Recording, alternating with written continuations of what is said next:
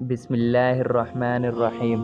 حاجیوں کا ایک قافلہ بیابان سے گزرتا ہوا ایک خیمے کے قریب پہنچا تو قافلے والوں نے قریب پہنچ کر اجازت طلب کی تو صحرا میں رہنے والی خاتون نے کہا، خوش آمدید خانہ خدا کے ظاہرو، میرے اونٹ چراغاہ میں گئے ہوئے ہیں، جب واپس آئیں گے تو میں آپ کی مہمان نوازی کروں گی۔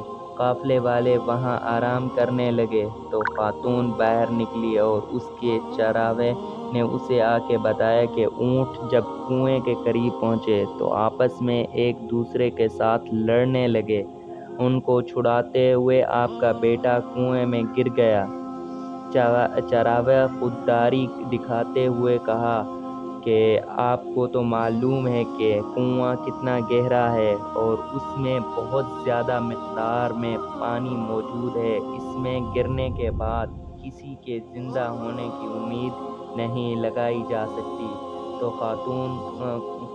خاتون فوراً آگے بڑھی اور اسے کہا کہ اس وقت ہمارے یہاں مہمان آئے ہوئے ہیں، زور زور سے گریہ مت کرو، کہیں ایسا نہ ہو کہ مہمان کا آرام خراب ہو جائے، مہمانوں کے آرام میں خلل پیدا ہو۔ مہمان نوازی نے حکم دیا کہ ایک دمبہ ذبح کیا جائے۔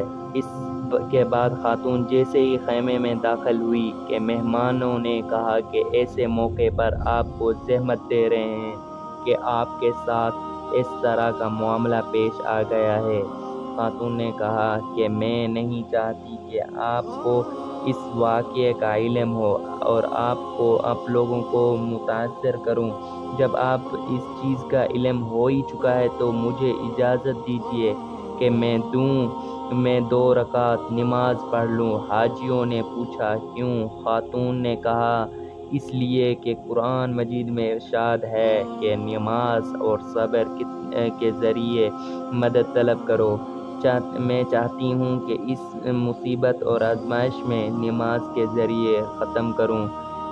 اس نے پوچھا کہ آپ میں سے کوئی قرآن کی تلاوت کر سکتا ہے؟ حاجیوں میں سے ایک حاجی نے مصیبت میں پڑھی جانے والی آیت کی تلاوت کی، اور ہم تمہیں کچھ خوف، کچھ بھوک، کچھ مال اور جانوروں کی کمی سے ضرور آزمائیں گے۔ حضور صلی اللہ علیہ وسلم نے صبر کرنے والوں کو